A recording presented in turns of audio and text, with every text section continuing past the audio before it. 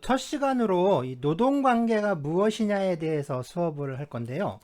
그 전에 학부 수업과 이 대학원 수업이 좀 구분이 안 된다라는 의견이 있어서 좀 간단하게 그 구분 방법에 대해서 좀 말씀을 드리겠습니다. 학부 수업은 이런 화면으로 되어 있고요. 네, 대학원 수업은 이렇죠. 구분하기가 어렵지는 않은데요. 학부 수업은 보시면 그림을 뒷 배경으로 해서 강의 제목이 적혀 있고요. 그 왼쪽으로 그 이제 2021년 1학기 하고 이제 강의 1년 번호가 적혀 있어요. 그래서 2-01 뭐 이런 식으로 적혀 있고, 그리고 이제 과목명인 기업 경영과 노동법이 있죠. 그리고 오른쪽에 보시면 고려대학교 글로벌 경영이라고 이렇게 이제 전공명이 적혀 있습니다. 네, 대학원 수업은 이 검은 바탕에 이제 크게 강의 제목이 적혀 있고요. 오른쪽으로 보시면 이 연보라색, 그러니까 지난 학기에는 이게 주황색이었는데 이번 학기에는 구분을 하기 위해서 연보라색을 넣습니다. 그래서 연보라색 네모 안에 그 이제 수업 1년 번호가 이렇게 적혀 있어요. 이게 그러니까 매 주마다 이제 수업이 늘어나면서 1, 2, 3 이런 식으로 그 이제 그 수업 1년 번호가 이렇게 적혀 있는 거죠. 그리고 그 아래에 보시면 노사관계론이라고 과목명이 적혀 있고요. 그리고 이제 고려대학교 경영정보대학원 이렇게 이제 적혀 있습니다. 자, 그리고 이제 이 유튜브에서도요, 이제 이 기업 경영과 노동법은 이 네모난 괄호에 노동법 샵하고 몇 주, 이런 식으로 이제 숫자가 적혀 있고요. 그 다음에 노사관계로는 좀 꺾여진 그 이중괄호 있죠. 꺾여진 이중괄호에 노사관계론 샵하고 이제 숫자가 이렇게 표시되어 있고요. 단톡방에서도 이제 제가 그 공지를 할 때 그 과목을 구분을 해야 할 때는 이 본문 앞에다가 그러니까 이제 네모난 괄호 안에 이제 과목명을 이렇게 적어주고 있습니다. 그래서 그 기업 경영과 노동법 같은 경우에는 그냥 노동법이라고 해서 공지를 하고요. 그 다음에 이제 대학원 과목인 노사관계론 같은 경우에는 노사관계론이라고 이렇게 표시를 해서 공지를 하고 있습니다. 그러니까 구분하기 그렇게 어렵진 않지요. 네, 본격적인 수업에 앞서서 지난주에 이 수업 운영과 관련해서 간단하게 설문조사를 했는데요. 먼저 수업의 중점적 목표를 어디에 두어야 할지, 네, 이걸 물었습니다. 그래서 노동법 지식의 습득이 58.2%로 가장 많이 나왔고요. 다음으로는 법률 분쟁의 해결 능력을 기르는 것, 이게 18.2%, 그리고 인문사회과학 전반에 대한 이해의 증진, 이게 12.7%, 그리고 법이론 체계에 대한 깊이 있는 이해, 이게 10.9%가 나왔습니다. 다음으로 강의의 내용에 대해서 질문을 했었는데요. 현실적 사례 중심의 케이스 스타디 형식의 강의, 그러니까 이제 그 사례 중심 강의가 49.1%, 생활 법률이나 인문 사회과학 지식의 함양을 위한 폭넓은 주제의 강의가 30.9%, 마지막으로 노동법 이론에 관한 학술적 강의가 20%, 뭐 이렇게 나왔고요. 네, 수업 진행 방식은 정말 압도적이었는데요. 96.4%가 강의 중심의 진행 방식을 선호한다 라고 응답을 했습니다.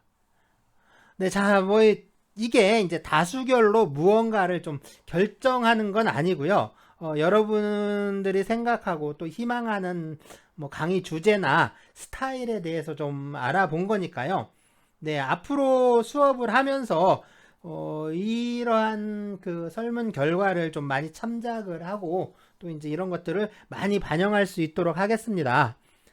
예, 그럼 이제 오늘 수업부터 좀 시작을 해 볼까요? 자, 설문조사에서 사례 중심의 강의가 우세했는데요. 그래서 사례 문제 하나를 좀 볼까 합니다. 자, 여기 진짜 이쁘고 아주 아름다운 친구가 한 명 있어요. 그래서 한미모 한다고 해서 이름도 한미모라고 하는데요. 탤런트를 좀 하고 싶어서 방송국의 그 탤런트 시험을 보러 다녔는데 이 이제 괜찮은 방송국에 그 뽑혔어요. 그래서 이제 이 괜찮은 방송국에 이제 괜찮은 사장하고 이제 탤런트 계약을 한 겁니다. 그러니까 전속 계약이죠. 그래서 전속 조건이 뭐냐면 전속 기간은 2년으로 하고요. 그동안 이 괜찮은 방송국에서 내보내는 드라마에 출연하는 거예요. 그리고 이 전속 기간 중에는 괜찮은 방송국에만 출연을 해야 되고 다른 방송국에 출연을 한다거나 뭐 다른 일을 하려면 이 괜찮은 사장한테 허락을 받아야 한다. 만일 허락을 안 받고 다른 일을 하면 위약금으로 20억을 물어낸다. 뭐 이렇게 이제 계약을 한 거죠. 그런데 방송국에서 이 공채로 뽑는 그 신인 탤런트들이 대부분 그 2년 안에 뜨기가 힘들죠. 그러니까 거의 뭐 이제 단역으로, 그러니까 엑스트라로 얼굴이나 조금씩 비치면서, 그러니까 무명 생활을 거치게 되는데, 대부분 이제 무명 생활을 하면서 보내게 되는데, 이 친구는 그러니까 나오자마자 그냥 팍 뜬 거예요. 그러니까 다른 방송국에서도 이 친구를 이제 데려가려고 서로 노리고 있는 거죠. 그런데 이제 이 전속 계약이니까 전속 기간이 있으니까 그 전속 기간이 끝날 때까지는 다른 방송국에 갈 수가 없잖아요. 그러니까 위약금을 물어주고 다른 방송국에서 데려가야 되는데 그게 좀 만만치가 않죠. 그러니까 이제 전속 기간 이제 끝날 때까지 기다리는 건데 그러다가 이제 전속 기간이 이제 끝나기 한 2달 전에 이 잘 나가는 방송국의 드라마에 이제 주연으로 이제 가버린 거예요. 주연으로 이제 발탁이 된 거죠.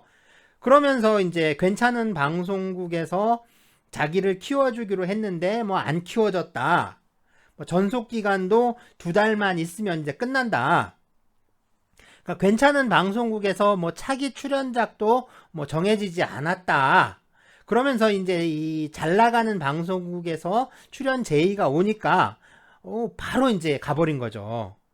이제 그러니까 이 괜찮은 방송국에서 이제 열 받는 겁니다. 그래서 이 잘 나가는 방송국을 상대로 해서 얘는 우리 애니까 너네 드라마에 출연시키지 마라. 그래서 출연금지 가처분 신청을 하고요. 또 너네가 무단으로 우리 애를 데려가서 너네 드라마에 출연시켰으니까 그것 때문에 우리 방송국에 손해가 생겼다. 그러니까 그 손해를 배상해라. 그래서 이렇게 이제 손해배상 청구까지 한 거죠. 그리고 이제 이 한미모를 상대로 해서는요. 네가 전속계약 위반했으니까 위약금 20억 물어라. 그러니까 위약금 청구 소송을 낸 겁니다.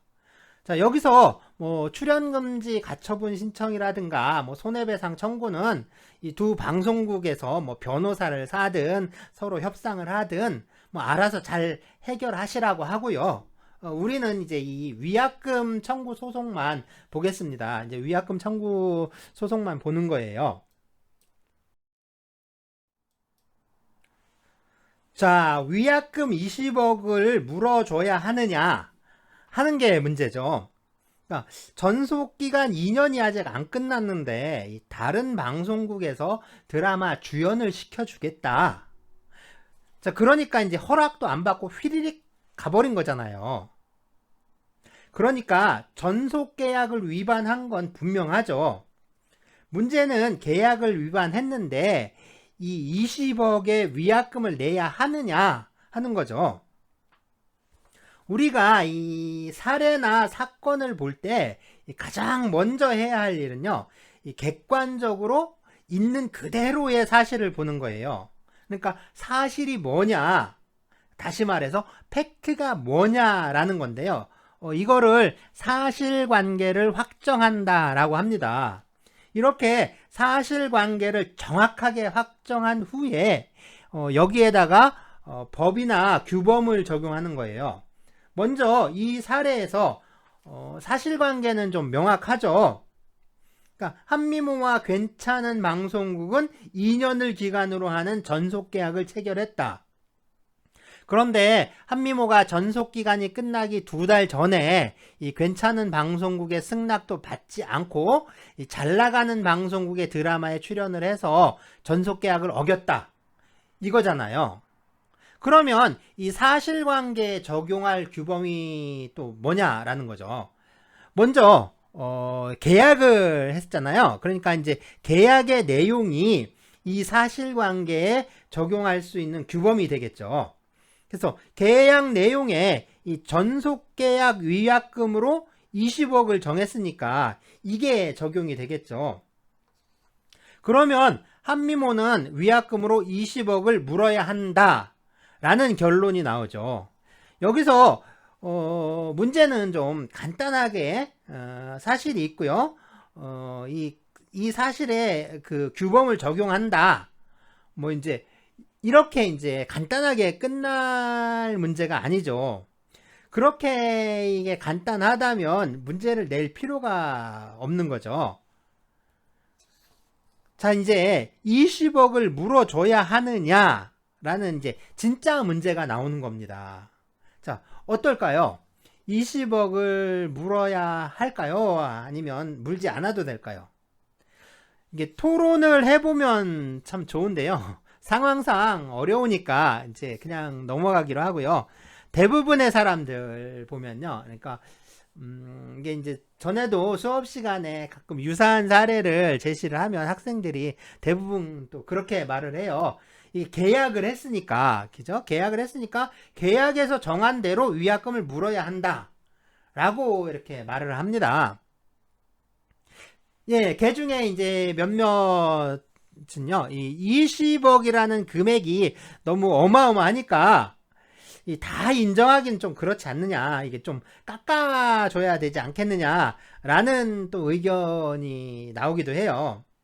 자, 이런 것들을 보면, 그러니까 우리나라 사람들 보면요, 이게 대부분 상당히 좀뭐 의사주의라든가 아니면 자유주의에 좀 치우쳐 있다라는 느낌이 들어요. 그러니까 개인의 의사나 이제 자유를 상당히 중시한다는 거죠. 그래서 개인의 자유로운 의사에 따라 약속을 했으니까 이건 반드시 지켜야 되는 거고, 지키지 않으면 거기에 대한 징벌을 받는 건 당연하다라고 생각을 하는 겁니다. 하지만 이렇게 쉽게 말할 수가 없는 거거든요. 그러니까 개인의 의사를 중시하는 이 의사주의에 따른다 하더라도요, 이 의사 형성에 완전한 자유란 게 있을 수는 없어요. 무엇보다 이 개인의 의사에 우선하는 공동체의 의사를 무시할 수가 없습니다. 자, 개인의 의사의 자유도요, 이 공동체의 의사가 정한 범위를 벗어날 수 없다라는 의미인데요. 궁극적으로 이 개인의 의사는 계약으로, 그 다음에 공동체의 의사는 법으로 표현이 됩니다. 그러니까 아무리 좀 자유롭게 계약을 하더라도 법이 정한 테두리를 벗어날 수 없다라는 의미가 되는 거죠. 다시 말해서 위약금으로 20억을 무는 것이 법의 질서에도 합당한가, 법이 추구하는 정의에 합치하는가 라는 물음에도 그렇다라고 답을 할 수가 있어야 하는 겁니다. 자, 먼저 이런 규정이 있는데요. 당사자는 채무 불이행에 관한 손해배상액을 예정할 수 있다. 민법 제398조 제1항의 규정인데요. 이 규정을 손해배상액의 예정이라고 합니다. 그러니까 채무 불이행이 나오는데, 이 채무 불이행이 뭐냐면 계약을 하잖아요. 그러면 이 계약을 체결한 당사자들은 계약의 내용대로 좀 따라야 할 법적인 의무가 생기는데, 네, 이 의무를 채무라고 하는데요. 만일 이 채무를 이행하지 않으면, 그러니까 다시 말해서 계약에서 정한 내용대로 하지 않는 걸 말하는 거죠. 이걸 계약 위반이라고 할 수가 있는데요. 이 계약 위반을 다른 말로는 채무 불이행이라고 합니다. 그러니까 채무 불이행은 계약을 어긴 걸 말하는 거죠. 그렇다면 채무를 이행하지 않으면 이제 어떻게 되느냐 하는 건데요. 채무를 이행하지 않은 채무자는 채권자에게 발생한 손해를 배상해줘야 합니다. 그런데 이 손해배상은 봐요, 계약을 하고 채무자가 계약에 위반해서 채무를 이행하지 않고, 그래서 채권자에게 손해가 발생하고, 그리고 나서 채권자가 채무자에게 손해배상을 청구를 해서 손해배상을 받게 되겠죠. 이게 좀 시간이 오래 걸리고요. 또 손해를 계산을 해서 배상 청구하고 이러는 게 상당히 좀 번거로워요. 그러니까 그러지 말고 아예 이제 계약을 할 때 계약을 어기면, 그러니까 실제로 발생하는 손해가 얼마든지 뭐 그건 상관없이 그냥 손해배상조로 얼마를 주겠다라고 계약을 하자는 거예요. 그러면 실제로 계약을 어겼을 때 손해가 얼마가 발생하든 그것과 상관없이, 그러니까 발생한 손해 액수와 상관없이 계약할 때 정해놓은 배상금을 딱 지급하고 딱 끝내자. 어때요? 상당히 간단하고 또 간편하겠죠. 그래서 채무 불이행이 생기면 그러니까 미리 정해놓은 금액을 배상금으로 지급을 하고 관계를 끝내는 거예요. 자, 이것을 손해배상액의 예정이라고 하고요. 또는 이제 위약약정 또는 위약예정이라고도 하는데요. 자, 이때 이 미리 정해놓는 이 손해배상액을 다른 말로 하면 이게 위약금이라고 합니다. 위약금. 그렇죠. 이제 위약이니까 계약을 어겼다는 뜻이고요. 위약금 하니까 계약을 어긴 데 대해서 지급하는 돈이다 라는 뜻이죠. 자, 위약금 또는 이 손해배상액을 미리 정해놓는 거 있죠. 이거는 민사계약에서는 아주 바람직하고 또 권장하는 사항입니다. 이렇게 미리 위약금을 정해 놓으면요, 나중에 계약을 위반했을 때 문제를 아주 간편하고 신속하게 처리할 수가 있어요. 그래서 뭐 누가 잘했네, 잘못했네, 뭐 손해가 얼마가 생겼네, 뭐 네 책임이네, 아니네, 뭐 이렇게 이제 싸울 필요가 없는 거예요. 그냥 손해가 얼마가 생겼든 상관없이 미리 정해놓은 돈 그냥 그거 주고 끝내버리는 거죠. 자, 이렇게 위약금을 정해 놓는 게 또 하나 좋은 점이 있는데요. 자, 위약금을 미리 정해 놓으면 이 계약을 어길 마음이 생기더라도 위약금 때문에 이 위약금이 무서워서 계약을 지킨다는 거예요. 그러니까 위약금은 심리적으로 이 계약 이행을 강제하는 역할을 하게 되죠. 다른 말로 하면 일종의 담보가 되는 겁니다. 자, 그렇다면 위약금이 항상 허용되고 또 권장되는 거냐? 자, 이런 규정도 있어요. 자, 사용자는 노동계약 불이행에 대한 위약금 또는 손해배상을 예정하는 계약을 체결할 수 없다. 네, 근로기준법 제20조 규정인데요. 이거를 위약 예정의 금지 또는 위약 약정의 금지 규정이라고 합니다. 그러니까 노동계약에서는 미리 위약금을 정해놓는 계약을 할 수 없다라는 규정이죠.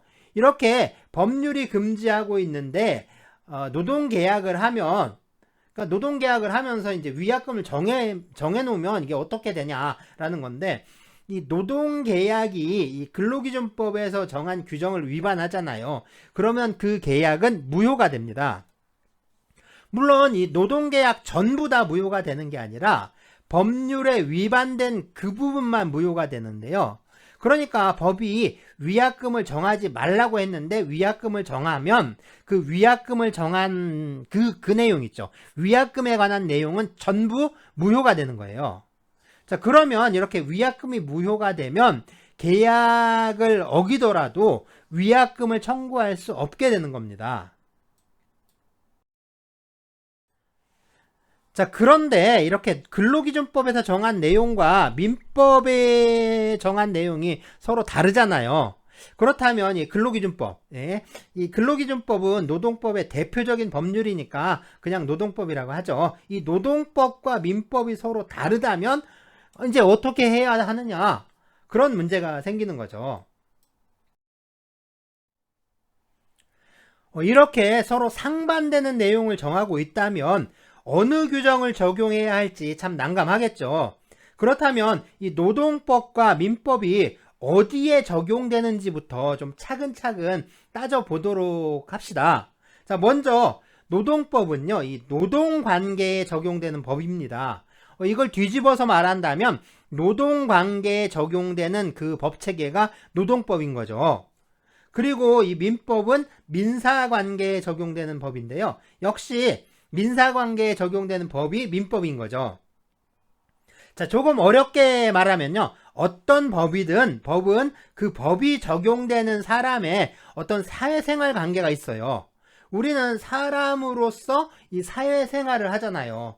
그리고 이 사회생활이라는 건 수많은 관계들로 짜여져 있죠.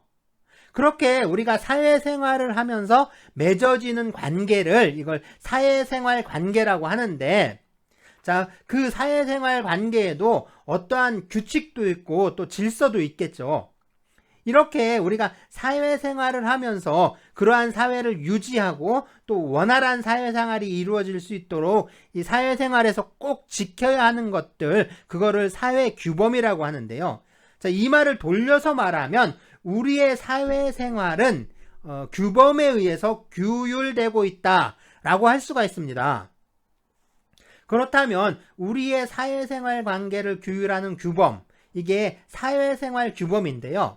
법은 사회생활을 규율하는 대표적인 규범이자 또 공인된 규범인 거죠.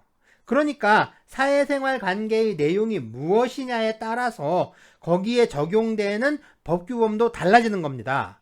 우리의 사회생활 관계가 노동관계이면 이 노동법이 적용되는 거고요. 우리의 사회생활 관계가 민사관계이면 민법이 적용됩니다. 마찬가지로 형사관계이면 형법이 적용되고요. 상사관계이면 상법이 적용되는 거죠. 네, 참 쉽죠? 예? 그러면 이제 이 노동관계와 민사관계의 차이를 좀 알아볼 텐데요. 자, 이렇게 두 명의 당사자가 있다고 가정을 한번 해봅시다. 자, 먼저 민사관계인데요. 민사관계에서는 한쪽 당사자를 보통 채권자라고 하고요. 다른 쪽 당사자를 채무자라고 합니다. 그러니까 민사관계는 이 채권자와 채무자 사이의 관계라고 할 수 있는 거죠. 물론 이제 민사관계의 전부를 말하는 건 아니고요. 이게 그 민사관계의 전부는 아닙니다. 그러니까 민사관계에서 채권관계 또는 계약관계에 관한 내용인 거죠. 이 노동관계와 비교를 하기 위해서 민사관계의 가장 대표적이라고 할 수 있는 계약관계를 예로 든 것 뿐인데요. 그거 말고도 뭐 재산의 소유와 뭐 물건의 이용관계, 뭐 가족관계 같은 것들도 이 민사관계에 속한다라고 할 수가 있어요. 자, 그러면 노동관계인데요. 노동관계에서는 한쪽 당사자를 사용자라 하고요. 뭐 다른 쪽 당사자는 당연히 노동자가 되죠.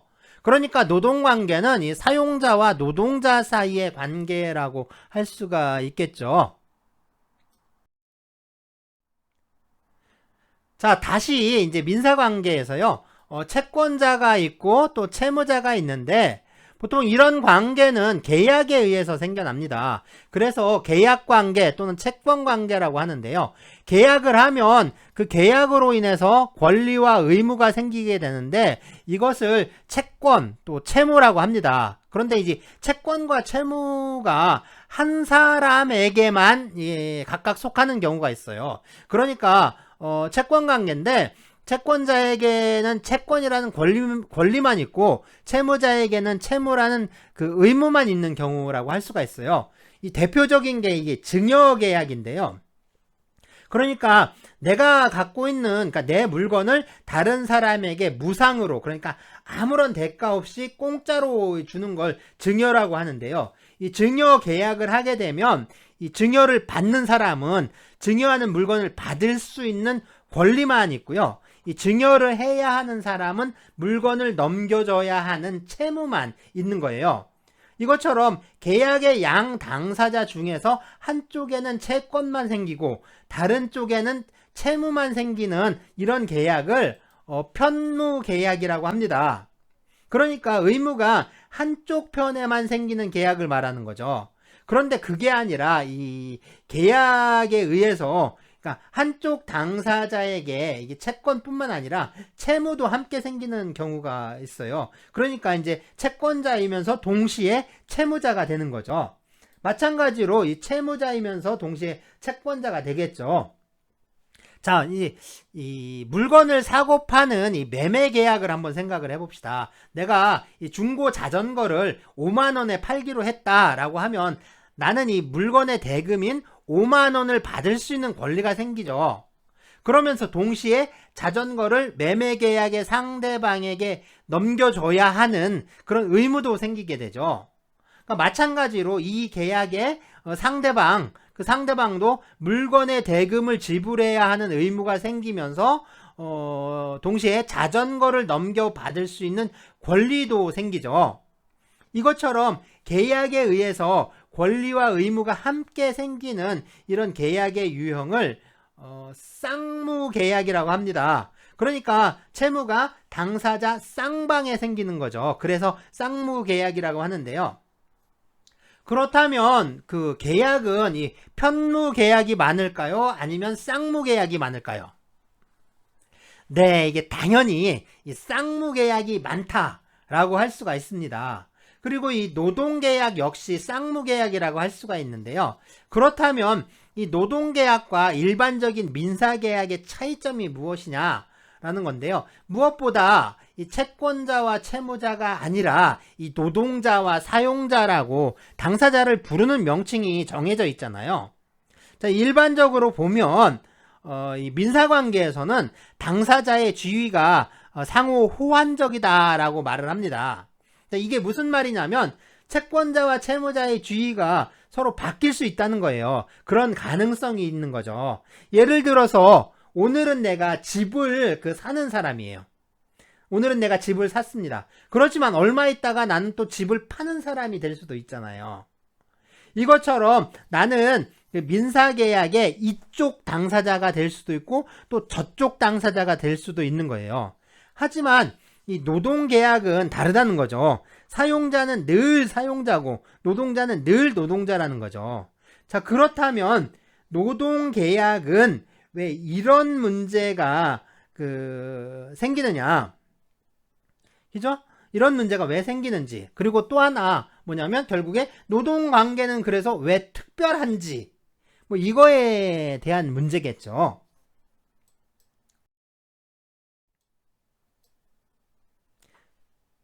자, 뭔가 그려지고 있죠. 자, 계속 봅시다.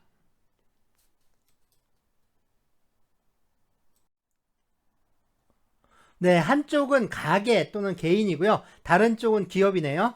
자, 어디선가 좀 많이 본 그림 같지 않나요? 자, 그리고 뭐 여기는 뭔가가 있겠죠. 자, 바깥쪽으로 도는 이 노란 선은 상품이 이동하는 거고요. 안쪽으로 이 빨간색 선은 이 상품에 대한 대가로 금전이 움직이는 겁니다. 그러니까 돈이 흘러가는 거죠. 자, 이해가 되시죠? 그래서 기업 쪽에서 가게나 개인으로 이동하는 아래쪽 노란 선을 이렇게 보시면 이거는 기업에서 생산하는 어떤 재화라든가 서비스가 이동하는 거겠죠. 그리고 이제 개인은 그에 대한 대가를 지불해서 금전이 기업 쪽으로 이동하게 되죠. 자, 여기는 아래쪽이요. 아래쪽 여기는 생산물이 이동하고 거래되는 걸 말하는 거죠. 그러니까 생산물이 유통되는 생산물 시장이라고 할 수가 있고요. 그렇다면 이제 위쪽 선들을 볼까요? 위쪽은 기업이 개인에게 대가를 주고 구매하는 것인데요. 자, 이건 무엇을 가리키는 걸까요? 네, 개인이 기업에게 판매하는 것은 결국에 노동력이겠죠. 그래서 위쪽은 이 노동력의 거래와 유통에 관한 건데요. 그러니까 이 노동력이 거래되는 시장, 네, 노동시장이라고 할 수가 있죠. 이 노동관계와 일반 민사관계가 다른 건요. 민사관계가 생산물 시장에 관련되어 있는데 비해서요, 이 노동관계는 노동시장에 관련된 거라고 할 수가 있습니다. 보면 민사관계, 노동관계 이게 이제 밑바탕이 다른 거죠. 그러니까 이제 베이스가 완전히 서로 다르니까 서로 다를 수밖에 없는 거죠. 결국에 노동관계가 민사관계와 다른 건 이 노동시장이니까, 더 정확하게 말하면 노동시장에서 거래되는 노동력이 이 다른 것들과 다르다라는 거죠. 그것 때문이다, 뭐 이렇게 말할 수가 있습니다. 자, 그러면 이 노동력이 무엇이냐? 자, 문제는 이 노동력에 있다면, 그 문제가 노동력에 있는 거라면 이 도대체 노동력이 무엇이냐? 라고 물어야겠죠. 자, 노동력은 노동을 할 수 있는 능력을 말합니다. 그러니까 힘을 말하는 거예요. 힘. 일을 할 수 있는 힘. 그런데 이러한 힘은, 그렇죠? 이 힘, 능력, 이건 신체적인 것도 있고 또 육체적인 것도 있죠. 아니죠. 신체적 능력이나 육체적 능력이나 같은 말이죠. 그래서 신체나 육체나 자, 그래 같은 거니까 이 신체적 능력과 정신적 능력이 있는 거죠. 그래서 노동력은 이 신체적 능력과 정신적 능력을 모두 포함합니다. 그래서 몸을 움직여서 힘쓰는 사람들 뿐만 아니라 이 머리를 굴리면서 일하는 사람도 다 노동자인 거죠. 그런데 이 노동이란 건 일하는 건데, 이게 이제 물론 쉬는 것하고 확실하게 다르고요. 이 노는 것하고도 다르죠. 운동하는 거하고도 다르죠. 쉬고 놀고 운동하는 거, 이런 것들과 노동이 서로 다른 거. 바로 노동은 신체적 힘과 정신적인 힘을 바로 생산을 하는 데 쓰는 겁니다. 그러니까 운동과 노동은 몸을 움직여서 힘을 쓴다는 점에서는 같아요. 그러니까 물리적으로 보면, 그러니까 자연과학적 시각에서 보면 이제 같다라는 건데, 같다라고 할 수가 있는 건데요. 하지만 이게 사회적인 의미가 서로 다른 거죠. 노동은 재화와 용역의 생산에 좀 힘을 쓰는 걸 말합니다. 자, 그럼 우리가 살고 있는 시대의 이 경제 시스템을 자본주의라고 하잖아요. 그리고 이 자본주의 경제의 생산 시스템을 자본주의적 생산 양식이라고 합니다. 따라서 우리 시대의 노동이라고 하면 이 자본주의적 생산 양식에 편입이 돼서 상품의 가치를 생산하고 증가시키는 활동이라고 할 수가 있어요. 자, 그리고 이러한 노동을 할 수 있는 그런 사람의 능력을 노동력이라고 하는 거죠. 자, 그럼 뭐가 문제냐? 자꾸 이제 얘기가 어려워지려고 하는데, 그렇죠. 이제 긴가민가하고 좀 아리송해지려고 하는데, 그러니까 그게 뭐가 문제냐라는 거예요. 뭐가 문제냐? 자, 골치 아픈 얘기는 이제 다 제쳐두고, 그러니까 문제는 뭐냐면 이 노동력이 상품이라는 겁니다. 그러니까 자본주의 사회에서는 이 노동력이 상품으로 거래되고 있다. 바로 이게 지금 우리가 당면한 문제인 거예요. 그러니까 노동관계가 특별한 것은 노동시장에서 노동력이 상품으로 거래되고 있는데, 이 노동력이 다른 상품과는 다른 특성을 지니고 있다라는 겁니다. 그리고 이러한 노동력의 상품으로서의 특수성, 이게 바로 이제 그 노동관계를 다른 민사관계와 다른 어떤 특별한 관계로 만들고 있다라고 할 수가 있는 거예요. 그렇다면 노동력은 상품으로서 어떤 특수성을 지니고 있는가? 뭐 이걸 좀 알아봐야겠죠. 노동력이 상품으로서 갖는 첫 번째 특수성은, 이 노동력은요, 이 다른 상품과 달리 저장을 할 수가 없어요. 그러니까 저축을 할 수가 없는 겁니다. 그러니까 지금 생산된 노동력은 지금 쓰지 않으면 영원히 쓸 수가 없는 거예요. 노동력은 항상 새롭게 생겨나죠. 그러니까 사람의 능력, 사람의 힘이라는 게 항상 그때그때 새롭게 생겨나잖아요. 그러니까 그때그때의 노동력은 안 쓰면 또 곧바로 소멸해 버립니다. 이걸 모아놓고 쓸 수가 없는 거예요. 그런데 다른 상품들은 저장을 할 수가 있죠. 자, 저장이 안 되는 상품, 뭐 대표적인 게 이 복숭아인데, 그렇죠. 이제 세종시 특산품이기도 하죠. 복숭아. 이 복숭아는 그러니까 나무에서 따는 순간 그때부터 상하기 시작합니다.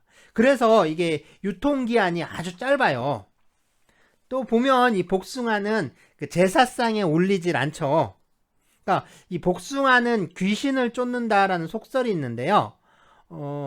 아주 옛날에 활을 잘 쏘는 사람 중에 예라는 사람이 좀 있었어요.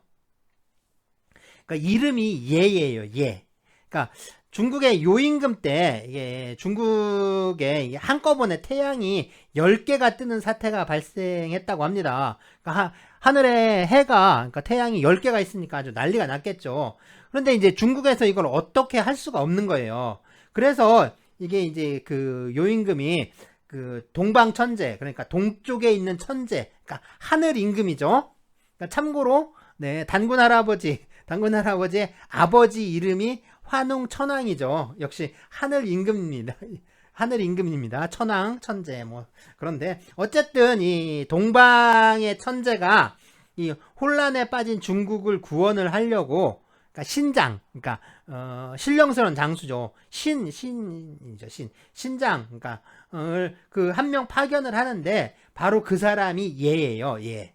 그래서 그때 이제 동쪽에 있는 오랑캐를 이라고 하잖아요. 그래서 큰 대자에다가 활공자를 합쳐서 쓰는 글자 있죠. 그래서 이게 이.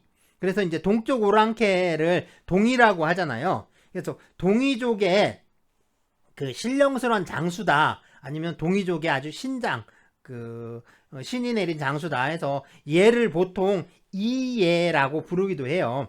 그러니까 예라고도 하고 이예라고도 부르는데, 이 그 얘가 중국에서 이제 중국에 가서 그 활을 쏴서 활로 그 중국의 어려움을 구해줍니다. 뭐 태양이 10개 있는 것뿐만 아니라 여러 가지 이제 좋은 일을 해서 중국으로 그 중국의 어려움들을 그 이렇게 해결을 해주는데, 이게 그 동방으로 돌아가질 못해요. 동방으로 돌아가지 못하고 그냥 중국 땅에서 눌러 앉아서 살게 되는데, 이 중국에서 이 제자들을 모아서 활쏘기를 가르칩니다. 그런데 이게 복몽이라고 하는 제자가 활을 참 잘 쐈어요.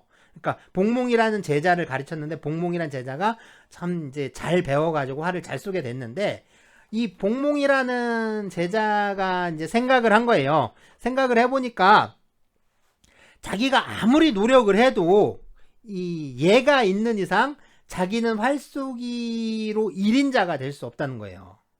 그런데 이제 활쏘기 1인자가 되고 싶은 생각이 드는 거죠. 자기가 그 최고가 되고 싶은 생각이 드는 거예요. 그래서 자기 스승인 그 얘를 죽이기로 그러니까 마음을 먹습니다. 그리고 이제 얘를 죽이는데 이제 어떻게 살인을 하냐면, 이 복숭아 나무까지 있죠. 복숭아 가지를 뾰족하게 깎아가지고 글로 찔러 죽여요. 그래서 이제 얘가 죽거든요. 자, 그런 그 사연이 있어요. 그래서 이 동이족의 후예들 있죠. 동이족의 후예들은 복숭아를 제물로 쓰질 않는 거예요. 그러니까 제사상에 올리질 않는 거죠. 자, 뭐 이런 이야기가 있습니다. 그러니까 이런 이야기가 있는데, 이게 뭐 이야기가 그런 거고, 사실은 어쩌면 보면 복숭아가 너무 빨리 상하잖아요. 너무 빨리 상하니까 이게 제사상에 올리기로는 적당하지 않은 거거든요. 그러니까 제사가 봄에도 있고 가을에도 있고 겨울에도 있고, 그런데 여름철에만 올리는 과일을 쓰게 되면 봄이라든가 가을이라든가 겨울에는 그러니까 올리질 못하는 거잖아요.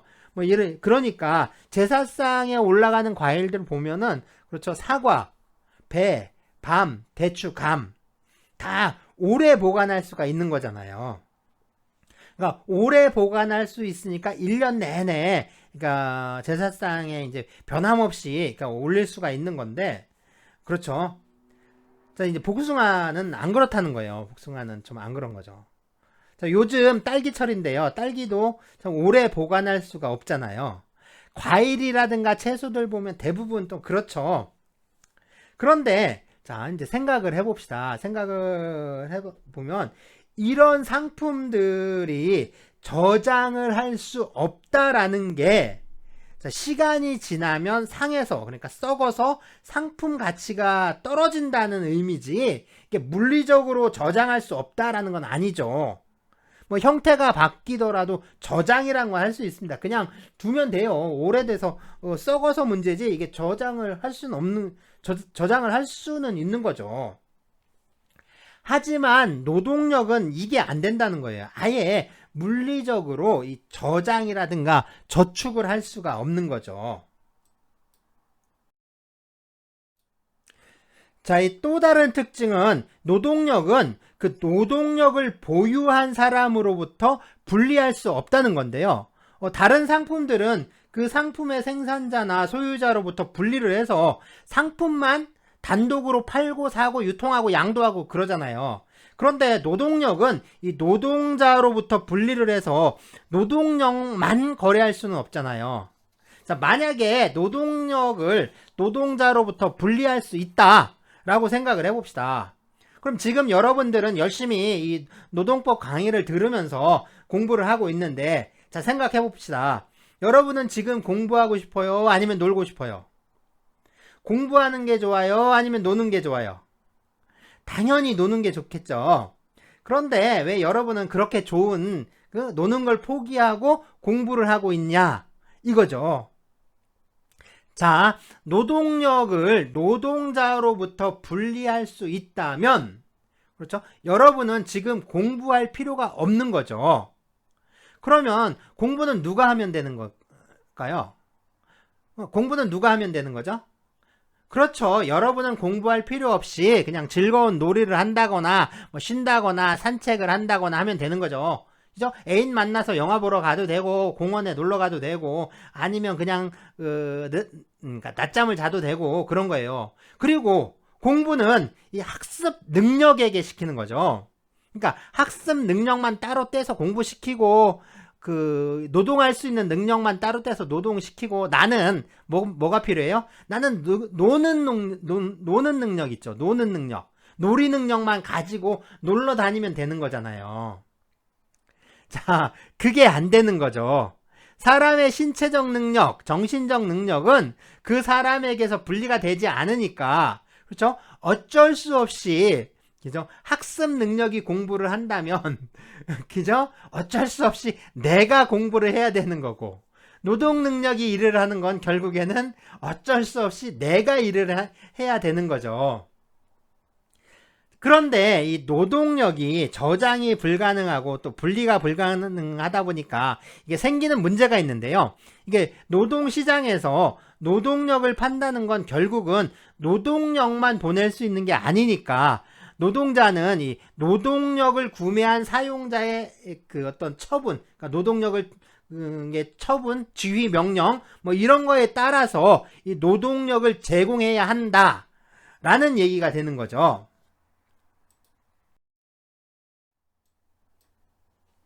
자, 노동시장에서 노동력을 파는 사람은 뭐 계속해서 노동력을 팔 수밖에 없고요.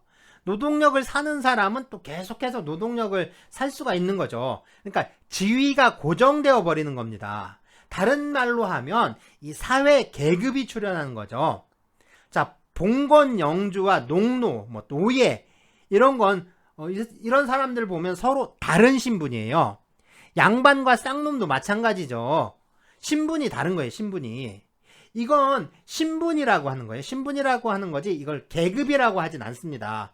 하지만 자본주의 사회에서 자본가와 노동자는 같은 신분이에요. 신분이 같아요. 모두 자유시민인 거죠. 하지만 모두 자유시민이지만 누군가는 노동력을 팔아야만 하고 또 누군가는 노동력을 살 수가 있잖아요. 바로 이건 신분이 아니라 계급이라고 하는 겁니다. 즉 자본주의 시스템이 새로운 계급을 만들어버린 거예요. 바로 자본가 계급과 노동자 계급이죠. 이렇게 노동시장의 문제는 계급의 문제가 되니까, 자, 이들의 사회적 지위가 고정돼 버리고요. 민사관계에서처럼 서로 호환적이지 않게 되는 겁니다. 그러다 보니까 이 불평등이라는 문제가 나타나는 거예요. 자, 그리고 보세요. 이 노동력을 산 사람은 자신이 구매한 노동력을 지배할 수가 있겠죠. 하지만 노동력은 노동자로부터 분리할 수가 없으니까 노동력을 지배할 수 있게 되면 결국은 노동자까지, 그러니까 그 사람까지 지배할 수 있게 되는 거예요. 이것처럼 노동력이 상품으로서 갖는 특징은 노동력을 사는 사람과 파는 사람이 서로 호환적이지 않고 고정되어 있다는 점, 그리고 그것 때문에 이 두 당사자 사이의 지위가 불평등하다는 점, 뭐 여기에 있습니다. 이게 이제 노동력이 갖는 대표적인 특징이 되는 거죠. 자본주의 생산 시스템에서 이 노동자들은 자신의 어떤 자유로운 의사가 아니라 사용자의 의사에 따라 노동에 종사하게 되는데요. 이것을 노동의 종속성 또는 종속노동이라고 합니다. 그러니까 반대말은 자유노동이겠죠. 노동력을 팔고 그 대가를 받는다는 게 꼭 자본주의만의 독특한 사회현상은 아닌데요. 하지만 이러한 노동시장이 경제생활의 근간이 된 건 자본주의 시스템만의 특성이기도 합니다. 그러니까 예전에도 일해주고 돈 받는 관계는 있었다는 거예요. 옛날에도 머슴이 있었죠. 이 머슴은 노비하고 다르죠. 그러니까 노비하고 달리 자유로운 신분이고, 그러니까 자유민이고, 또 주인과의 계약을 통해서 일을 하게 되는데요. 그리고 또 연봉 개념으로 세경을 받잖아요. 그러니까 이 임금, 그러니까 보수를 받는 겁니다. 그렇지만 사회적으로 볼 때 이거는 좀 특수한 계층의 문제였지, 이게 보편적인 생산 구조에 속해 있던 건 아니거든요.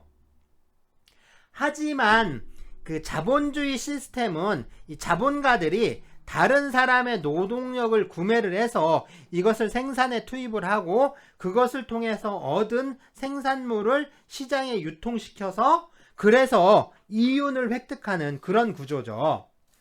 자, 그러다 보니까 이 다량의 그 자유계약 노동자들이 필요했던 겁니다. 자, 노예 해방이나 뭐 농노 해방이 일어났던 거, 이거는 노예나 농노의 처지를 불쌍하게 생각했던 어떤 그런 자비심 때문에 생긴 게 아니죠. 이거는 뭐냐면 자본주의적 생산 양식이 확대가 되고, 자, 보편적인 구조, 사회 구조로 이게 자리를 잡으면서 공장 노동에 투입할 그런 노동력을 가진 자유민들이 필요했던 거예요.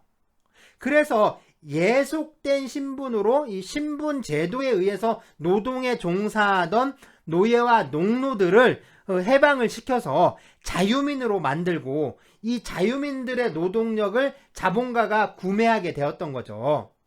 그러니까 원칙적으로 노동자는 자유시민인 거예요. 예속된 신분에서 해방이 된 거죠. 그리고 자신의 자유로운 의사로서 사용자와 계약을 하고요. 그 계약에 따라 노동력을 판매하게 된 겁니다.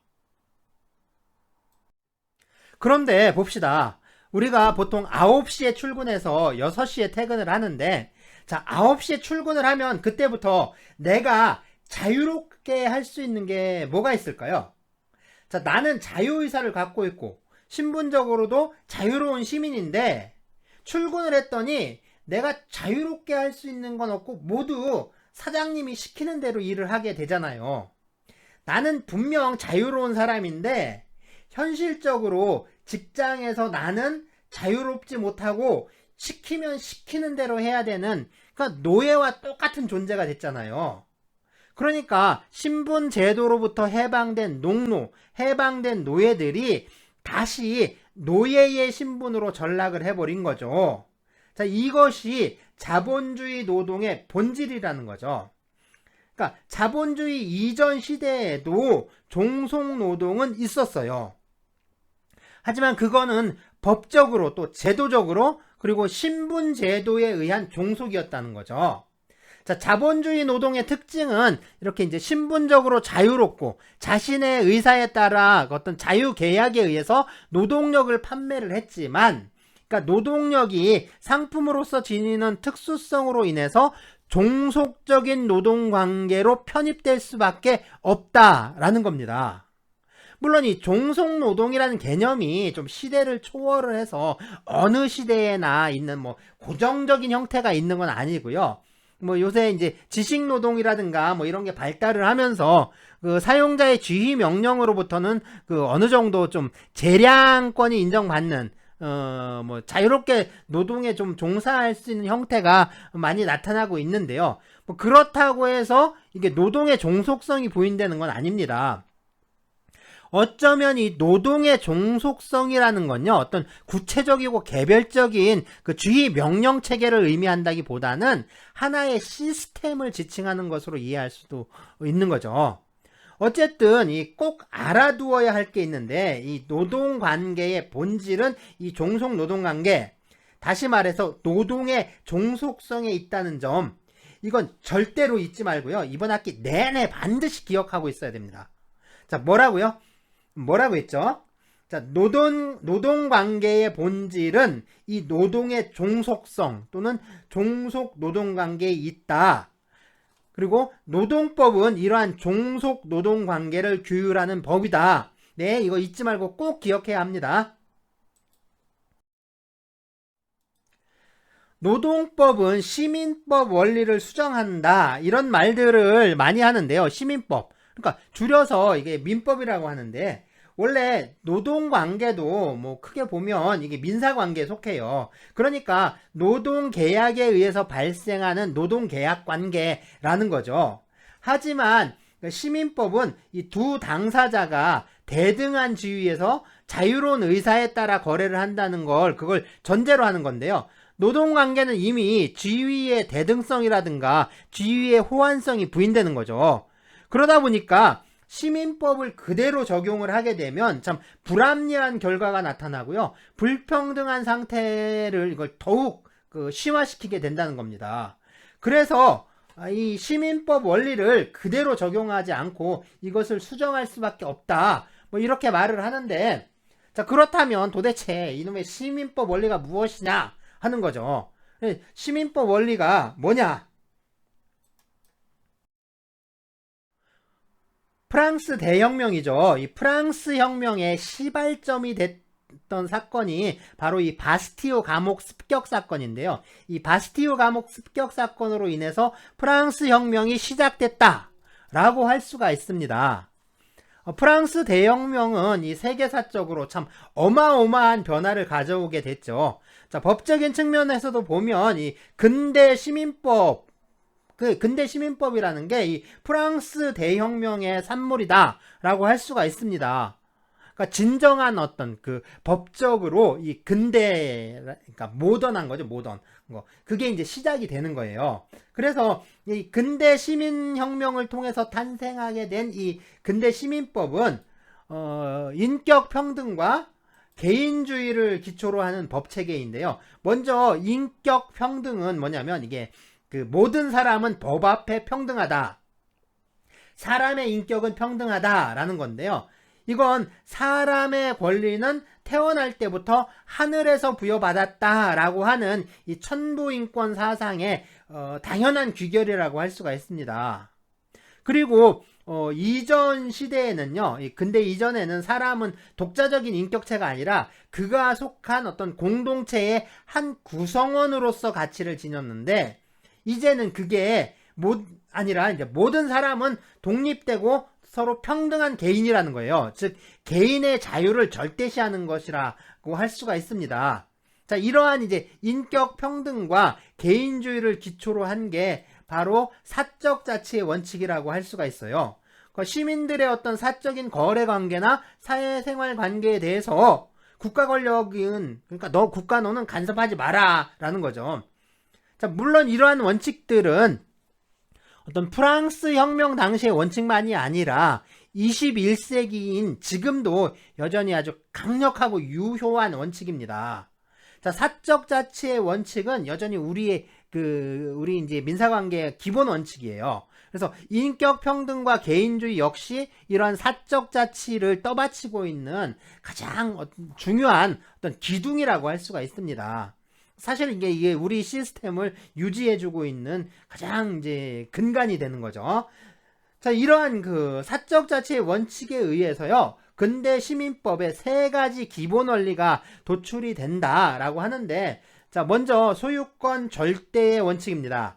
그러니까 내 권리와 재산에 대해서 국가 너는 나 간섭하지 말라, 이건 내 거다. 그러니까 하지 마라, 오지 마 하는 거예요. 그러니까 소유권, 그러니까 권리가 아주 존중받아야 한다라는 원칙이죠. 두 번째는 이 계약 자유의 원칙입니다. 사적 자치를 위해서는 당연히 자유로운 계약이 허용되어야겠죠.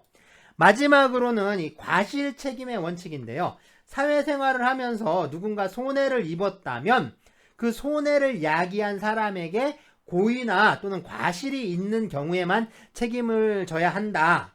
다시 말해서 법적으로 의무가 있는 상태에서 그러한 의무에 위반하는 행위를 해서 다른 사람에게 손해가 발생한 경우에만 손해배상 책임을 진다라는 원칙입니다. 이거 중요하겠죠. 자, 가끔 보면 이 법학 교과서나 뭐 이런 데 보면요. 이 근대 시민법의 3대 원리, 그리고 뭐 이제 수정 원리라고 해서 뭐 구구절절히 아주 장황하게 써놓고 또 뭐 어떻게 수정이 됐네, 어쩌네 하는 소리들을 하는데 그냥 모두 헛소리니까 크게 신경 쓸 필요 없습니다. 자, 뭐 이제 소유권 절대의 원칙이 뭐 소유권 공공의 원칙으로, 뭐 계약 자유의 원칙이 계약 공정의 원칙, 과실 책임이 무과실 책임의 원칙으로 뭐 수정이 됐네 어쩌네 뭐 이런 소리를 하는데 이거 말짱 그냥 다 헛소리예요. 자, 이런 이런 이론 체계를 만들어낸 게 군국주의 파시즘 시대에 만들어낸 거예요. 그러니까 법학자란 사람들이 이 파쇼 정권에 아부하기 위해서 만들어낸 게 이 3대 뭐 원리, 수정 원리라는 겁니다. 원래 이 시민법 원리라는 건요, 이게 법적인 뭐 이론이라든가 원리, 원칙 체계가 아니라 이 시민혁명의 주도 세력이었던 부르주아 계급이 구체제, 그러니까 봉건 지배 계급을 타도하기 위해서 동원했던 정치 이데올로기에 불과해요. 그러니까 이념적인 거예요, 이념. 그러니까 시민혁명이 이제 성공을 했습니다. 그래서 오래전에 낡은 구체제가 붕괴됐잖아요. 그러니까 프랑스에서 그 루이 16세와 마리 앙뚜아네트의 목을 단두대서 댕강 잘랐잖아요. 그러니까 이미 이제 그걸로 구체제는 무너져 버린 거예요. 그러니까 이 구체제를 타도하기 위해서 내세웠던 정치 이데올로기는 그냥 뭐 일종의 역사적 유물이라고 할 수밖에 없는 겁니다. 어쨌든 뭐 이런 게 시민법 원리고요. 이러한 시민법 원리를 그대로 적용할 수 없다. 그러니까 다시 말해서 노동법은 그러니까 시민법으로부터 독립한 독자적인 이론 체계와 구조를 갖추고 있다. 뭐 이렇게 이해를 하면 됩니다.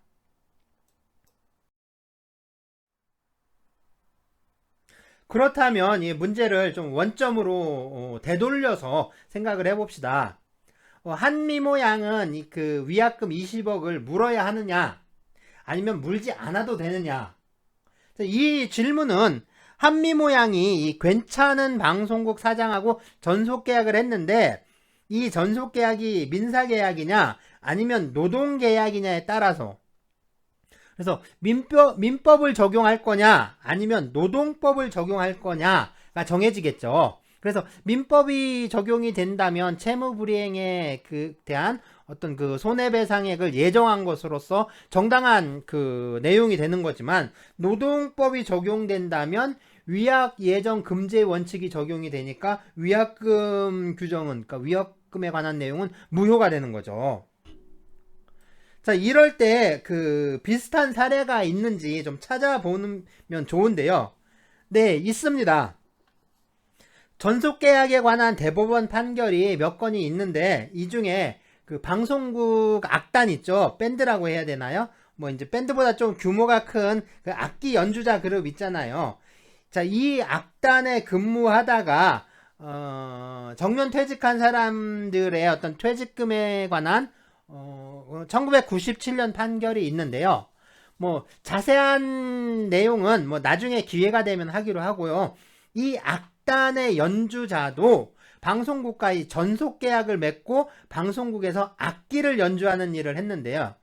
이 연주자가 퇴직을 하면서 퇴직금 지급 규정이 문제가 된 겁니다. 그러니까 노동법의 이론이라든가 노동법의 원리를 적용하게 되면 퇴직금이 더 많아지는 거예요. 그러니까 방송국에서는 퇴직금을 덜 주려고 할 거 아니에요. 그러니까 노동계약으로 고용된 노동자가 아니라 전속계약을 한 사람이다. 이 사람들은 연예인이다. 그러니까 노동법에 따른 퇴직금을 줄 수 없다. 뭐 이렇게 이제 주장을 한 거죠. 자, 그래서 법원에서 이 전속계약에 대해서 판단을 했습니다. 그러니까 먼저 전속계약이란 건 일정한 예능적인 활동을 그 노무로 제공하는 사람이 특정한 사업주에게 전속하는 계약인데, 자, 이러한 전속계약은요, 다른 곳에 노무 제공을 하는 것이 일체 인정되지 않는, 그러니까 완전 전속 계약. 그러니까 다른 곳에서는 절대로 돈벌이로 연주할 수가 없는 거예요. 사업주의 허락을 받은 경우에만 다른 곳에 노무를 제공할 수 있는 준전속 계약. 그러니까 다른 곳에서도 연주할 수 있는데, 그러니까 돈벌이로 연주할 수 있는데 사업주의 허락을 받은 경우에만 할 수 있다라는 거죠. 사업주로부터 노무 제공의 요청이 있으면 반드시 노무 제공을 하지 않으면 안 되는 관계. 다시 말해서 사업주의 사업에 지장이 없다면 다른 곳에서도 연주를 해서 돈벌이를 할 수 있다라는 거죠. 자, 이러한 그 내용의 계약이 우선 전속 계약이고요. 자, 우선 전속 계약은 그러니까 다른 데에서도 자유롭게 그 연주를 할 수 있고 돈벌이를 할 수 있는데, 그 이제 사업주가 우리 방송국 방송에 출연해라 하면 그때는 무조건 출연해야 한다는 거죠. 이게 우선 전속 계약이고요. 마지막으로 일정한 계약 기간 내에 어떤 제공해야 할 노무 제공의 횟수를 특약으로 정해놓는 횟수 전속 계약. 그러니까 이건 어떤 기간 내에 한 달이면 한 달, 1년이면 1년, 그 기간을 딱 정해놓고 그 기간 안에 몇 번 출연해라 라는 거죠. 그러니까 요즘 드라마 촬영 같은 경우가 그렇잖아요. 그래서 이제 한 6개월이면 6개월에, 그러니까 50회 분량 출연한다, 이런 식으로 그렇게 이제 계약하는 거. 요게 이제 횟수 전속 계약인데요. 그러니까 전속 계약을 이렇게 완전 전속 계약, 준전속 계약, 우선 전속 계약, 횟수 전속 계약으로 이렇게 분류를 하는 거예요. 여기서 이 우선 전속 계약이라든가 횟수 전속 계약 같은 건 그러니까 출연 계약이라고도 불러요. 출연 계약이라고도 하는데, 이런 경우에는 그죠? 종속 노동 관계라고 보기에는 좀 그렇죠? 무리가 있겠죠. 하지만 이 완전 전속 계약이라든가 준 전속 계약은 성질상 보면 다른 곳에는 아예 출연을 할 수 없다거나 사업주의 허락을 먼저 받아야만 출연을 할 수 있으니까, 자, 이런 경우에는 종속적인 관계에 있다라고 할 수가 있겠죠. 그렇다면 이 노동법에 적용을 받는 이 노동자냐 아니냐, 이런 문제가 생기는데, 과연 이게 누가 노동자인가 하는 문제입니다. 자, 누가 노동자일까요? 자, 영화의 한 장면인데요.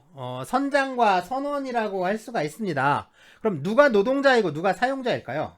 자, 이 질문에는 약간의 함정이 있는데요. 선장과 선원의 관계에서 누가 노동자인가라는 질문과, 자, 그런 관계를 떠나서 선장과 선원은 노동자인가, 다시 말해서 선장은 노동자인가 또 선원은 노동자인가, 이런 질문, 이 질문은 서로 다른 질문입니다. 물론 답도 달라지는 거죠. 그러니까 여러분들도 이거 잘 생각을 해야 돼요. 선장은 노동자일까요? 아니면 사용자일까요? 또 선원은 노동자일까요? 아닐까요? 이게 잘 생각해 봐야 돼요. 잘 생각해 봐야 합니다. 자, 이 문제에 대해서는 제가 이제 생각하는 문제로 남겨놓겠습니다. 그러니까 여러분이 저한테 답이 뭐예요? 물어봐도 이제 이거 안 알려줄 거예요. 알려주지 않습니다. 그렇지만 꼭 생각해 봐야 돼요. 정답은 의외로 쉬워요. 자, 그러면 노동자인지 아닌지를 판단하는 방법인데요. 대법원은 여러 가지 요소들을 좀 종합적으로 고려를 해서 판단해야 한다. 그렇게 말합니다. 그러니까 노동자인지 판단하는 요소들이 좀 많은데요. 자, 먼저 노동자인지 아닌지는 이 노동계약이라든가 아니면 민법상의 고용계약이냐 아니면 도급계약이냐, 그런 이제 계약의 형식 있잖아요. 계약의 명칭이나 형식 이런 거하고 상관없이 그 계약의 실질적인 내용이 그 노동자로서 어떤 사업이나 사업장에서 임금을 받을 목적으로 종속적인 관계에서 노동력을 제공했느냐 아니냐, 이걸로 판단을 한다는 거예요. 그리고 이러한 종속관계를 판단을 할 때는, 자, 먼저 업무의 내용이 사용자에 의해서 결정이 되는지, 그러니까 업무 내용을 사용자가 정하고 있는지, 자, 또 이 취업규칙이라든가 뭐 복무규정, 인사규정과 같은 노동규범에 적용을 받고 있는지, 업무를 수행하는 과정에서 사용자로부터 구체적이고 또 직접적인 지휘, 감독을 받고 있는지, 그다음에 사용자에 의해서 근무 시간이나 근무 장소가 지정이 되고요. 또 여기에 구속을 받고 있는지, 자, 노동자가 스스로 다른 제3자를 고용을 해서 자기 업무를 대행하게 할 수 있는 그런 업무의 대체성이 인정되는지, 자, 비품이나 원자재 또는 작업 도구와 같은 업무용 물품을 누가 소유하고 있는지, 자, 지급받는 보수가 노동에 대한 대가로서의 성격을 갖고 있는지, 자, 그리고 기본급이나 고정급이 정해져 있는지, 예, 그리고 근로소득세, 네, 갑근세라고 하죠. 갑종 근로소득세를 원천징수하고 있는지, 자, 노무 제공 관계의 계속성이라든가 또는 사용자에 대한 어떤 전속성이 있는지 없는지, 그리고 그러한 계속성이나 전속성의 정도는 어느 정도인지, 사회보장에 관한 법령이나 다른 법령에 의해서 노동자로서의 지위를 인정해야 하는지, 자, 마지막으로요, 양 당사자의 경제적 조건과 사회적 조건, 이런 것들을 종합적으로 고려를 해서 판단을 해야 한다라고 하고 있습니다. 자, 대법원 판결을 보면요, 이렇게 12가지 판단 기준을 좀 제시를 하면서 이것을 좀 종합적으로 고려를 해서 노동의 종속성이 있는지, 다시 말해서 노동자인지 아닌지 이걸 판단한다라고 합니다. 자, 12가지 기준인데 뭐 지금 이거 굳이 뭐 외우실 필요는 없어요. 뭐 나중에 그 노동자성 문제에서 이 문제가 나오는데 그때 가서 생각을 하시면 됩니다. 여기서는 그냥 이런 게 있구나 하고 넘어가면 되겠죠. 자, 그렇다면 앞에서 본 그 악단의 연주자는 노동자일까요? 아닐까요? 자, 노동자라면 이 노동법이 적용되겠죠.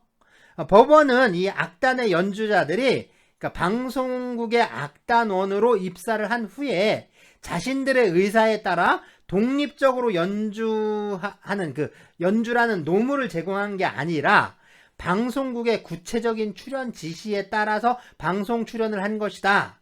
자, 이렇게 봤습니다. 그리고 출근이나 퇴근, 또 복무나 어떤 행정적인 사항에 대해서 방송국의 직접적인 지휘, 감독을 받아왔다는 점, 뭐 이것도 들었고요. 또 출퇴근 시간이 일정하지 않고, 그렇죠. 연예인들 보면 출퇴근 시간이 정해져 있지 않잖아요. 그래서 일정하지 않고 방송국의 승인을 받으면 다른 곳에 또 출연할 수 있기도 한데, 그러니까 이건 그 지휘 종속 관계에 있지 않느냐, 종속 관계에 있지 않지 않느냐, 뭐 이런 주장을 그 방송국에서 했는데 법원은 여기다 그렇게 말한 거예요. 이런 것들은요, 연주라는 특수한 노무를 제공하는 그런 악단원의 업무의 특성에 기인한 것이다.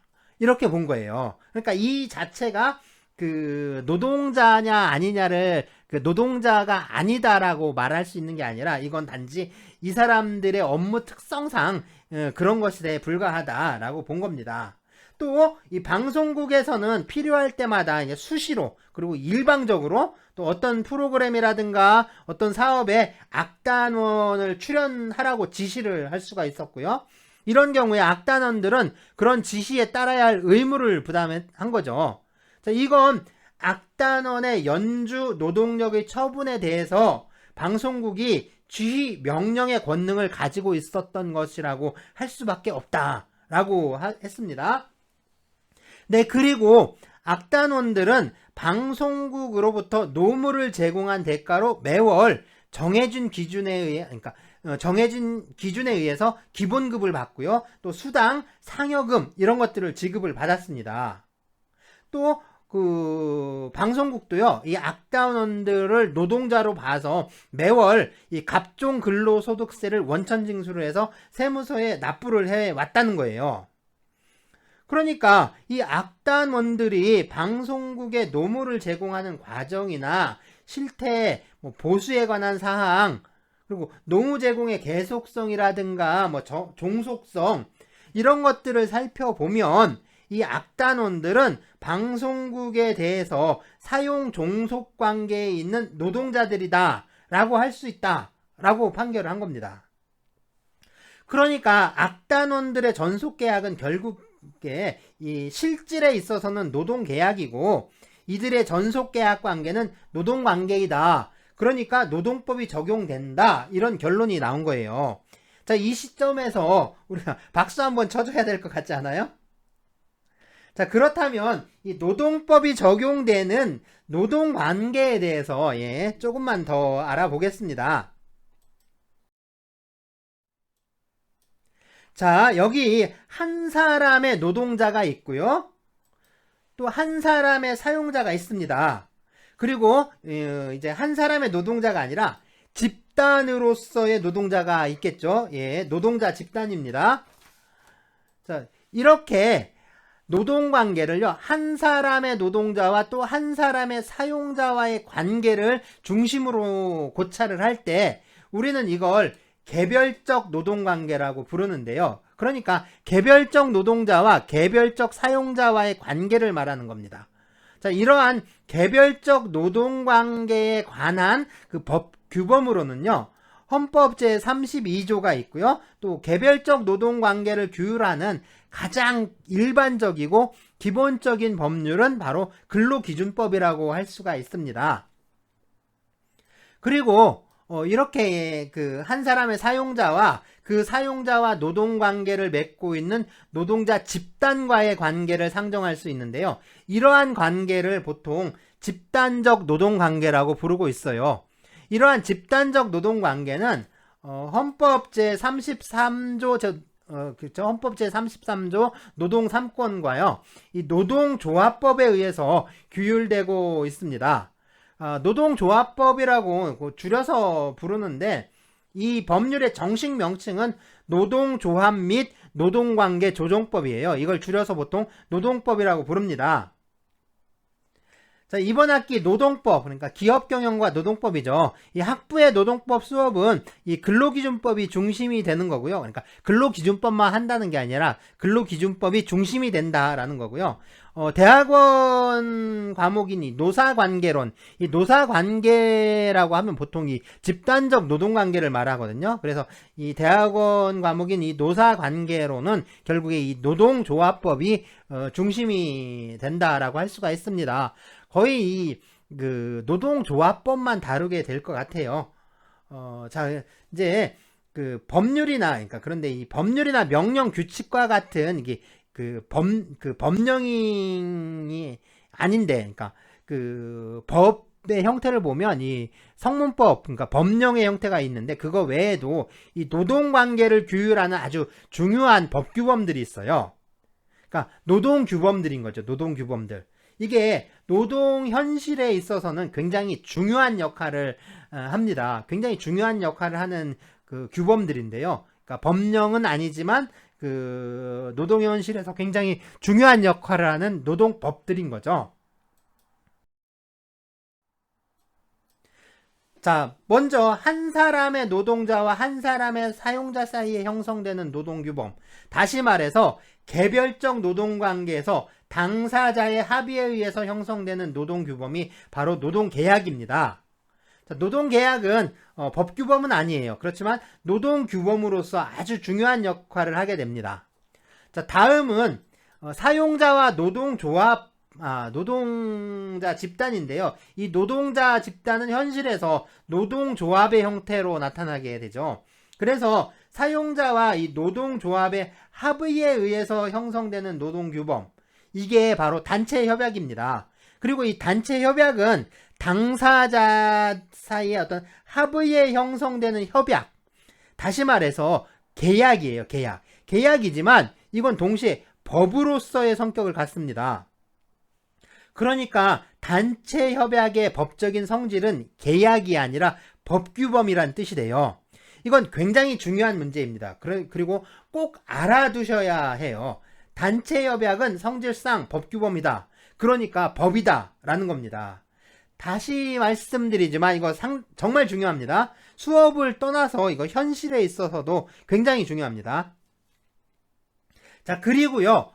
이 사용자가 일방적으로 정하는 규범이 있는데 역시 성격은 법규범입니다. 회사에 보면 그 인사규정, 급여규정, 뭐 상여금 규정, 복무규정, 뭐 징계규정, 뭐 명칭이 어찌 됐든 그리고 뭐라고 부르든 상관없이 회사의 어떤 그 조직 질서를 규율하기 위해서 사용자가 일방적으로 제정한 규범을 취업규칙이라고 부르는데요. 요즘은 아예 회사에서 이 취업규칙이라는 명칭으로 만들어 놓기도 합니다. 하지만 이 명칭이 중요한 건 아니고요. 중요한 점은 사용자가 일방적으로 제정한다는 점이고 또 이것이 노동관계를 규율하는 규범이라는 점입니다.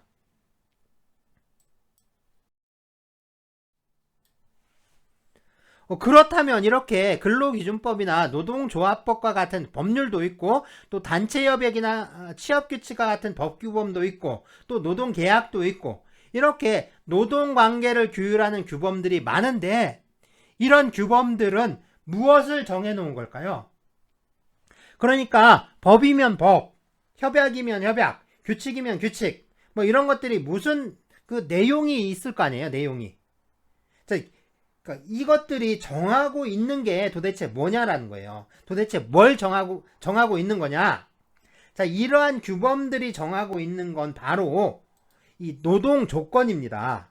그러니까 노동자가 노동력을 제공하는 과정에서의 여러 조건들에 관한 내용이에요. 뭐 임금이라든가 뭐 퇴직금이나 연금, 뭐 노동 시간, 휴식, 노동의 장소, 근무 형태, 복지 제도, 뭐 고용의 형태, 뭐 또는 뭐 승진이나 승급, 기업의 질서 유지를 위한 뭐 규율이라든가 징계, 뭐 상당히 많아요. 사실상 노동법에 관한 수업은 결국에 이 노동 조건에 관한 내용이다 라고 해도 지나친 말은 아닌 거죠. 말이 전혀 이제 지나치지가 않습니다. 사실상 노동 조건에 관한 내용인 거죠.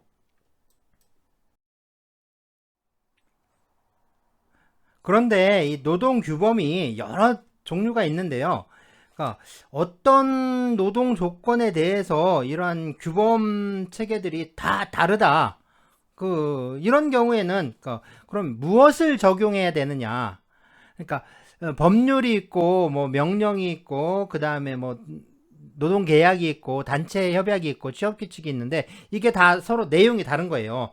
내용이 다 다르다면 무엇을 적용해야 하느냐? 그러니까 이게 이제 뭐 노동 규범 사이에도 그 어떤 우열이라든가 뭐 서열 같은 게 있지 않느냐? 물론 이제 당연히 있습니다. 당연히 있는데요. 자, 먼저 이 법령이에요. 그렇죠. 노동법 규범에서 가장 중요한 건 이 법령이겠죠.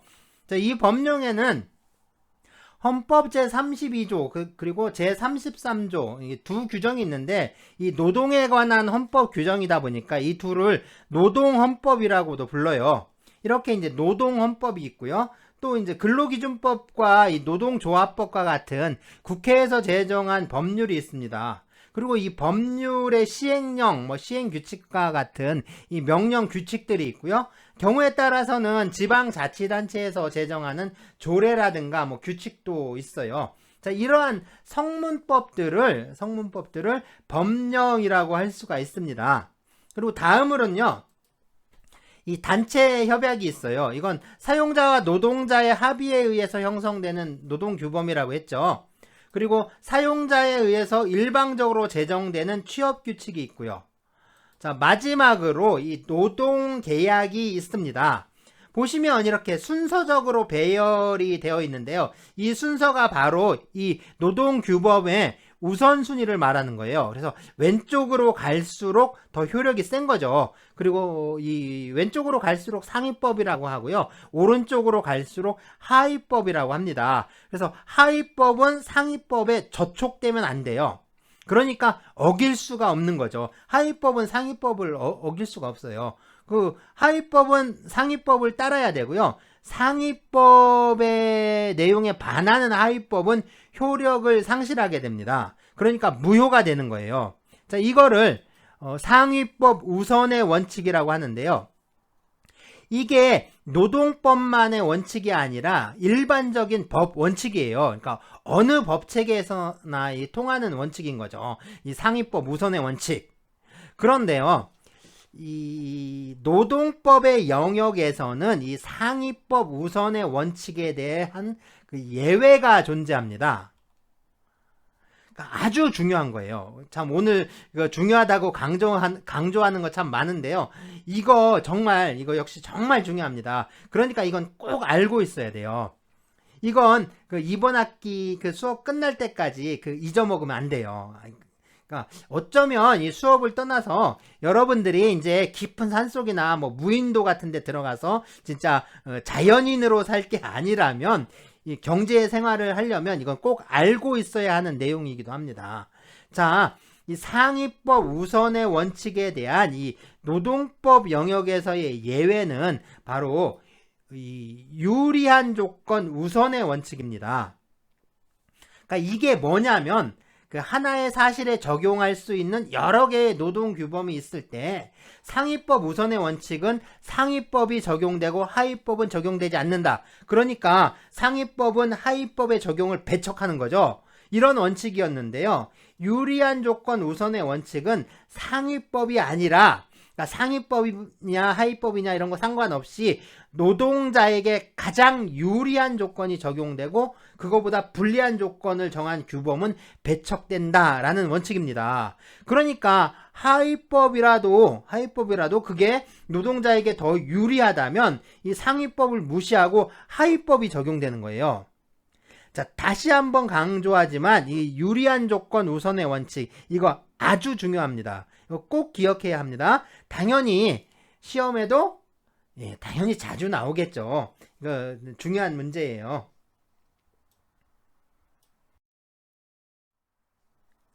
자, 그러면 이제 2주차 출석 인증 과제인데요.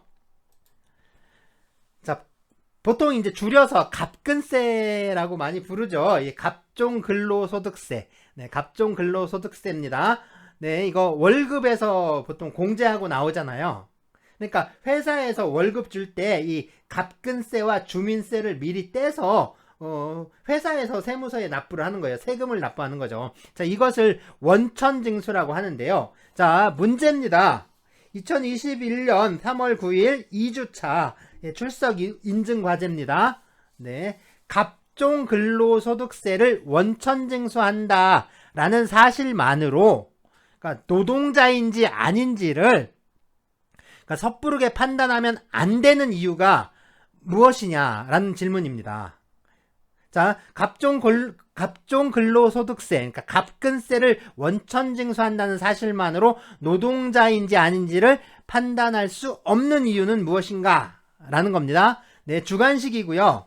간단하게, 너무 많이 쓰면 안 돼요. 간단하게 한 5줄 정도 나오게 잘 요약해서 논리적으로 적어주시면 되는데요. 뭐 내용을 좀 잘 정리해서 너무 길지도 않고 또 너무 짧지도 않게 작성을 잘 해야 되겠죠. 당연히 주관식이니까 이게 정해진 정답이 있는 건 아닙니다. 그러니까 얼마나 좀 논리적으로 썼는지, 그러니까 논리적으로 타당한지, 문장은 어법이나 문법에 제대로 맞는지, 그 다음에 문제에 접근하는 방법은 참신한지, 등등등 있잖아요. 이런 것들로 평가를 하게 되겠죠. 자, 과제 제출이 종료가 되면 나중에 따로 이 공개적인 과제 평가의 시간을 갖을 생각인데요. 그러니까 여러분들이 제출하는 출석 과제는 공개될 수 있어요. 물론 이제 학번이라든가 인적 사항이 공개되는 건 아니고요. 이 과제에 대한 평가를 위해서 내용만, 여러분이 작성한 내용만 공개할 수가 있습니다. 물론 모든 과제를 다 공개하는 건 아니고 그죠? 모든 과제에 대해서 다 코멘트 해줄 수 있는 건 아니고요. 과제의 문제 풀이에 좀 적합한 내용 내용들로 이제 샘플을 몇 개 선정을 해서 그 작성된 내용 있죠. 그 내용만 공개하게 될 것 같아요. 자, 그리고 학부 수업의 경우에는 시험을 보기 때문에 이 과제에 대한 평가는 그 성적 평가에 직접적인 영향을 미치진 않습니다. 그러니까 성적은 객관식 시험을 위주로 평가하는 거죠. 그러니까 출석 과제는 이건 부차적인 거예요. 그러니까 출석 인증 과제 자체가 이제 성적을 좌우할 수 있는 그런 건 아니지만 그래도 어쨌든 성적에 그 간접적인 그리고 부수적인 영향을 미치긴 합니다. 자, 그러면 이 출석 인증 과제를 제출을 하려면 우리 이제 이 수업용 홈페이지에서 이 개인 번호와 과제 제출 인증 번호 이걸 입력을 해서 먼저 로그인을 해야 하는데요. 이 로그인을 하면 이 출석 과제를 제출할 수 있는 그런 링크가 나와요. 그래서 그 링크를 클릭을 하면 그 출석 과제를 제출하는 창으로 넘어가게 됩니다. 과제는 뭐 여러 번 제출하지 말고요. 한 번만 딱 작성을 하면 되는데 뭐 제출 기한은 수업일로부터 그 3일 이내. 그러니까 금요일까지예요. 금요일까지. 그런데 아직 이 개인 번호하고 인증 번호 이거 받지 않은 발급받지 못한 분 계시잖아요. 꼭 이제 1주차 이 수행 과제 이거를 해야지 그 인증번호를 발급을 받을 수가 있습니다. 물론 이제 수행 과제를 4개를 내드렸는데 이 중에 설문조사는 이미 마감을 했으니까 설문조사는 빼고요. 나머지 과제들만 하면 되는데 특히 이 사진을 꼭 보내야 합니다. 그러니까 개인 번호와 인증 번호가 이 사진 보낸 거, 그러니까 사진에 대한 그 답장으로 발급이 되는 거거든요. 그러니까 사진을 보내야 제가 번호를 발급해 드릴 수가 있어요. 그리고 번호를 알아야, 그리고 또 이번 주부터는 그 개인 번호, 인증 번호를 입력을 해야 그 출석 인증 과제를 제출할 수가 있습니다. 그러니까 아직 인증 번호를 발급받지 못한 사람들은요, 빨리빨리 좀 1주차 과제를 수행을 하고 그 인증 과제를 좀 발급을 받으셔야 합니다. 자, 학부 수업은 시험으로 평가하기 때문에 과제 제출이 그렇게 큰 영향을 미치지 않는다라고 했는데요. 우리 대학원 수업은 이 수강 인원이 현재 10명 미만이 됐기 때문에 이 출석 과제가 상당히 중요합니다. 그래서 굉장히 중요해졌어요. 그러니까 이게 제때제때 제출이 됐는지 또 과제 작성에 얼마나 좀 정성을 기울여서 했는지 뭐 이런 게 평가에서 좀 중요한 요소로 작용을 하겠죠. 자, 그러니까 온라인 강의를 수강을 하고요. 강의를 수강을 하고 출석 과제까지 제출을 해야 출석으로 처리가 됩니다. 그러니까 출석 과제 제출하지 않으시면 이 장기 결석으로 계속해서 결석 처리가 되다 보면 이 장기 결석으로 평가가 될 수 있는데 그러면 좀 이제 학기 말에 가면 좀 피곤해지는 거죠. 그래서 어떻게 뭐 시험을 봐야 할지, 그러니까 평가할 방법이 없잖아요. 그러니까 시험을 봐야 할지 학기 말 과제를 좀 과감하게 좀 내야 할지 모르겠는데 이렇게 조금 열심히 좀 안 하시면 나중에 방법이 없습니다. 그러니까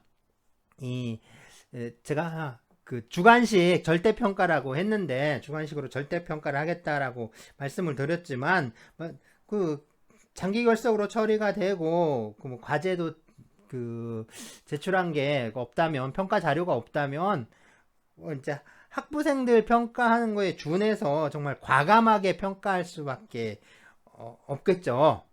물론 정말 열심히 하시는 분들 계신데 열심히 하시는 분들도 좀 과감하게 평가를 하겠습니다. 그러니까 문제는 어느 쪽으로 과감하냐라는 거겠죠. 뭐 이게 성적이 아래쪽으로 과감한지 아니면 또 위쪽으로 과감하게 될지 그게 문제가 될 텐데 저도 되도록이면 성적을 아주 좀 잘 드리려고 노력을 하고 있어요.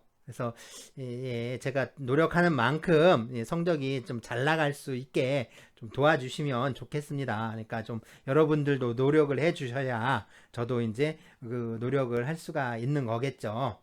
네, 그래서 출석 인증 과제 좀 제때제때 꼭 제출해 주시기 바랍니다.